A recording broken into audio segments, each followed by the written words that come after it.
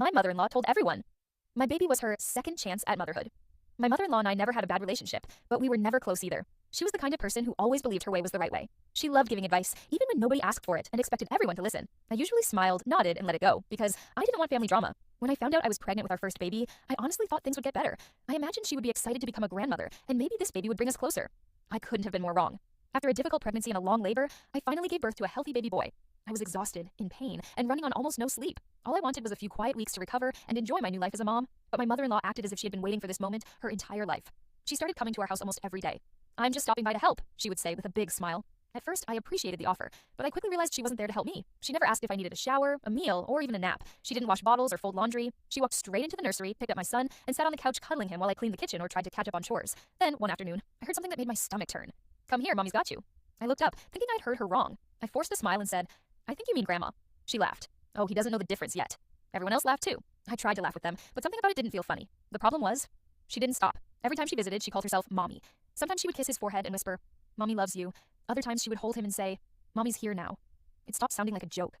It started sounding like she actually believed it. When I told my husband how uncomfortable I felt, he sighed. "Honey, that's just how Mom is. She doesn't mean anything by it." I wanted to believe him. But then her behavior became impossible to ignore.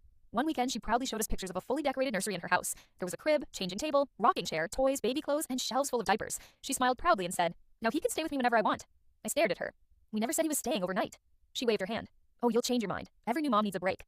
From that day on, she acted like every parenting decision belonged to her. She told me how often to feed him. She told me what he should wear. She told me when he should sleep. If I did something differently, she would shake her head and say, "You'll understand when you've raised children." Then came the Facebook posts. One afternoon, I opened my phone and almost dropped it. She had posted pictures of my son with the caption, "God has finally given me my second chance at motherhood." My heart sank. Hundreds of people were congratulating her. Some comments even said, "Congratulations on your beautiful baby." It looked like she was the one who had become a mother. I called her immediately. "Can you please take that post down?" "Why?" she asked. "Because people think he's your baby." She laughed. "Oh, you're reading too much into it." "No," I said quietly. "I'm really not." She refused to delete it. A few weeks later, our whole family got together for a summer barbecue. Almost 40 relatives filled the backyard. I was holding my son when my mother-in-law walked over with her arms open. "There he is," she said loudly. "Come to Mommy." Several relatives looked confused. Then she smiled proudly and added, "I always dreamed of having another baby. God finally gave me my second chance at motherhood." The entire backyard went silent. I looked at my husband. He avoided my eyes. In that moment, I realized nobody was going to speak up for me. So I did. I hugged my son a little tighter and took one step back. "No," I said clearly. "You already had your chance to be a mother. This is my son. I am his mother. You are his grandmother. And those are two very different things. If you can't respect that, you won't be spending time with him until you can." She immediately burst into tears. She told everyone I had embarrassed her in front of the family. But something unexpected happened. Nobody defended her. Instead, several relatives admitted they had been uncomfortable with her behavior for a long time, but didn't know how to bring it up. Even my husband finally admitted that he should have listened to me from the beginning. That day, my mother-in-law finally understood something she had refused to accept. My son was her grandson. He was never her second chance at being a mother.